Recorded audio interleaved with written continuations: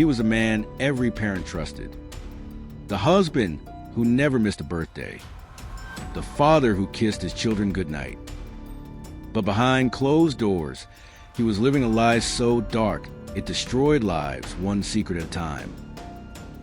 For years, women vanished without a trace, and the police searched everywhere, except the one place no one dared look, his own home. Maple Ridge Lane was the kind of street where life felt safe. Neighbors waved as they passed. Children's laughter echoed through yards, and families locked their doors only out of habit, not fear.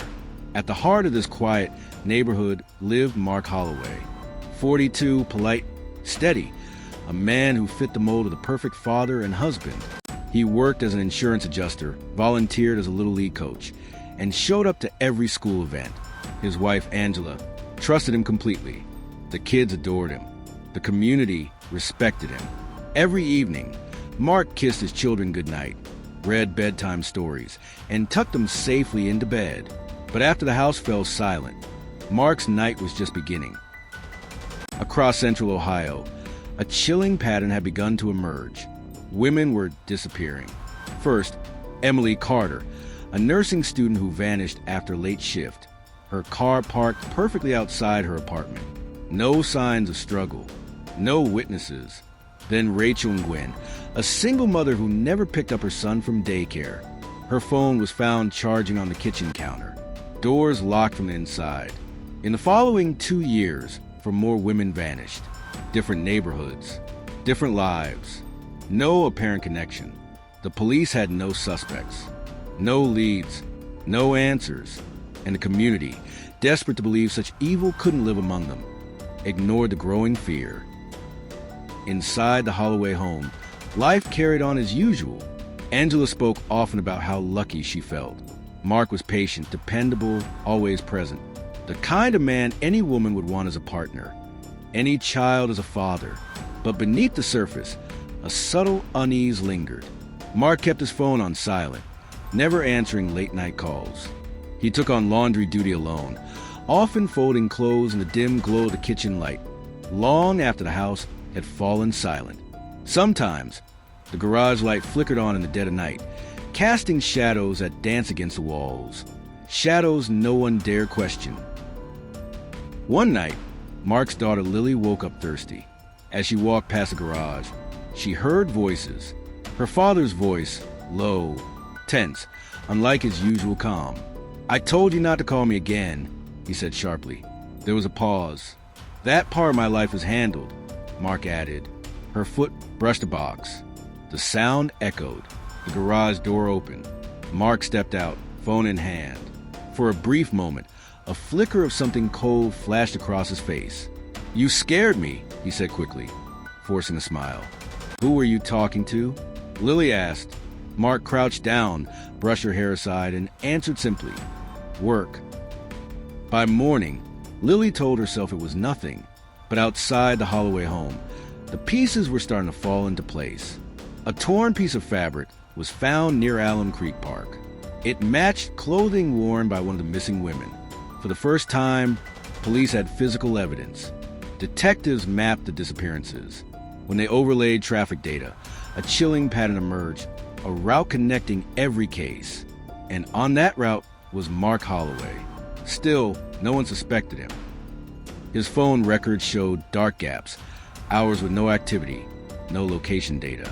Angela never questioned it, until one night, she woke to find Mark gone from their bed. She found him in the garage, standing over a metal bin. Something burned inside it. The smell was sharp, unnatural. "What are you doing?" Angela's voice trembled, her eyes fixed on the flickering flames inside the metal bin. Mark didn't look up. "Just cleaning up," he said quietly, his tone unreadable. At this hour, her heart pounded, a cold knot tightened in her stomach. "I didn't want to wake anyone," he added, but the calmness felt forced, like a mask slipping at the edges. Angela forced a nod, swallowing the doubt that clawed at her. But somewhere in the police department, a detective stared at the same map, his unease growing. Because when the circle tightened around the disappearances, it closed in on one street, one driveway, One family home hiding a terrible secret. The truth waiting inside the house would shatter a family and shake an entire community. How far can a man go to keep his darkest secrets hidden? And how many lives are lost before someone finally sees? If this story has you hooked, like this video, comment with your thoughts. What would you do if you were in Angela's shoes? Don't forget to subscribe. The moment the police began to zero in on Mark Holloway, everything changed. Quiet streets became restless, and the perfect facade started to crack. Detective Ryan Caldwell had been assigned to the task force early on. From the beginning, something about the pattern didn't sit right with him. The disappearances weren't random. They followed a calculated route, and that route led to one street in a quiet Ohio suburb, Mark Holloway Street. But Mark was no ordinary suspect. He was a family man, a coach, the kind of neighbor you'd call if your car broke down or your kid needed a ride, the kind of man who made you believe the world was safe. So, how do you accuse someone like that? Ryan started with the basics. Quietly, he and his partner, Detective Sandra Myers, pulled Mark's phone records, vehicle logs, and credit card statements. On the surface, everything looked clean. Routine transactions, familiar places.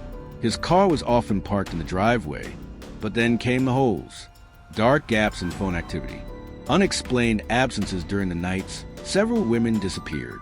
Ryan dug deeper.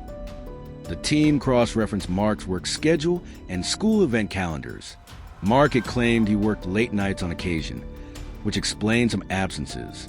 But nights when Emily Carter vanished, Mark's phone went dark from 10:45 p.m. to 1:30 a.m.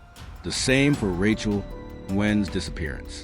Even more disturbing, security camera footage from a nearby gas station showed a car matching Mark's make and model driving to the area at odd hours. Mark's alibi was weakening. Meanwhile, Angela remained oblivious. At home, life still looked normal. The kids laughed at breakfast. Mark coached baseball. The neighborhood barbecue went on as usual, but cracks were forming. Angela noticed the garage door sensor occasionally flickering on in the middle of the night. Mark was defensive when she asked about it, brushing it off as equipment glitches. Lily grew more distant. The memory of hearing her father's tense conversation haunted her. One afternoon, Angela decided to confront Mark about the late-night absences. "I'm worried," she said softly, looking into his eyes. "There's something you're not telling me." Mark's smile didn't reach his eyes. "It's just work stress," he said. "You have nothing to worry about." Angela wanted to believe him. Back at the station, Ryan and Sandra were following another lead. A witness had come forward. A woman who remembered seeing a man acting suspiciously near the last known location of one missing woman. She described a man who looked calm, almost too calm. Ryan's gut told him it was Mark. They pulled up more surveillance footage from the area. Hours of grainy black and white video flickered on the screen. There, at the edge of the frame, was a familiar figure, Mark Holloway. But proving it was him was harder than they expected. Mark had no criminal record. His fingerprints were clean. There were no direct witnesses linking him to any crime. That's when the detectives turned to forensics. For days, the team searched the Holloway property with painstaking care. They scoured the garage, the yard, the basement. Then, buried beneath a loose floorboard in the garage, Ryan found something, a small box wrapped in plastic. Inside were carefully folded pieces of clothing. Some matched fabric samples from the torn piece found near Alum Creek Park. Ryan's heart pounded. This was the break they needed. With a warrant, they seized Mark's phone and computer. Digital forensics uncovered deleted files and location data that painted a chilling picture. Night after night, Mark had visited isolated areas along the route where the women disappeared. And there were messages, cryptic, threatening, sent to unknown contacts. As news of the investigation spread, whispers blossomed like poison through the neighborhood. The friendly man next door, the father who coached baseball and brought cookies to bake sales, became a shadow of suspicion. Porches once filled with laughter grew silent. At school, Lily and her brother sensed a heavy gaze of judgment. Parents exchanged uneasy glances, and the warmth that had once defined Maple Ridge Lane turned brittle and cold, as if trust itself had been stolen. Angela's world started to unravel. One night, after the children were asleep, Angela confronted Mark again. "I saw the police outside today," she said quietly. Mark's jaw tightened. "We need to talk," she continued. "Tell me the truth." For the first time, Mark's calm facade faltered. He looked at her, eyes dark and unreadable. "Some secrets aren't meant to be told," he said. Angela stepped back, fear and confusion swirling inside her. Detectives Ryan and Sandra prepared to bring Mark in for questioning. But as they planned the arrest, something unexpected happened. Mark disappeared. His car was gone from the driveway. His phone was off. The perfect family man had vanished. Where had Mark gone? Was he fleeing justice? Or hiding something even darker? And what secrets would come to light once he was found? If this story has you on the edge of your seat, like this video, comment with what you think Mark's next move will be, and subscribe now. Mark Holloway had vanished without a trace. The man who had kissed his children goodnight, who coached baseball and smiled at block parties, was now the most wanted person in Central Ohio. Detectives Ryan Caldwell and Sandra Myers worked tirelessly, piecing together every shred of evidence, desperate to find him before more lives were lost. It started with an anonymous tip. A man had been seen boarding a freight train just outside the city, disheveled, avoiding eye contact, carrying only a small backpack. Witnesses described him as pale and gaunt, a shadow of the confident family man everyone once knew. The investigators raced to the train yard, setting up perimeter checks and canvassing nearby neighborhoods. But Mark was gone. Meanwhile, Angela Holloway faced her own nightmare. The woman who had trusted her husband implicitly was now grappling with the unbearable truth. In the silence of their once happy home, she replayed moments in her mind. The late nights, the secretive phone calls, the strange smells in the garage. She wondered, how had she missed the signs? How had the man she loved lived a double life, so dark it shattered everything? For the first time, Angela spoke publicly. Her voice trembled as she recounted the facade Mark maintained. "I thought I knew him. I thought I trusted him. But I was wrong." Her words echoed across news outlets, igniting a firestorm of shock and sympathy. Neighbors expressed horror and disbelief. Families wondered if evil could hide so close to home. Back at the police department, Ryan and Sandra uncovered the darkest piece yet. A hidden room. During a late-night search at a cabin Mark had rented under a false name, investigators found a small, soundproof space filled with chilling trophies, photos, personal belongings of missing women, and disturbing notes that revealed the true extent of his crimes. Each item was a calculated reminder of the lives he destroyed. Evidence pointed to a horrifying conclusion.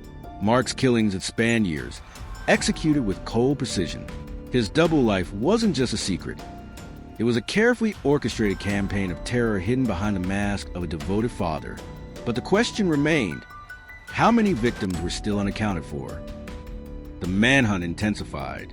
Mark was now the face of a nationwide alert. Agencies across state lines shared intelligence, checking train stations, motels, and remote highways.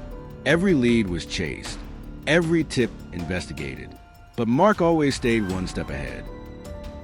One chilling phone call changed everything. Angela received a call from an unknown number. A voice, distorted and cold, said simply, "You don't know the half of it." Terrified but resolute, Angela handed the phone to the police. The message was a warning and a promise. Then the break came. A jogger in a remote wooded area stumbled over a shallow grave. Police quickly mobilized. Within hours, they uncovered the remains of two women, identified as victims missing for years. DNA evidence linked them directly to Mark Holloway.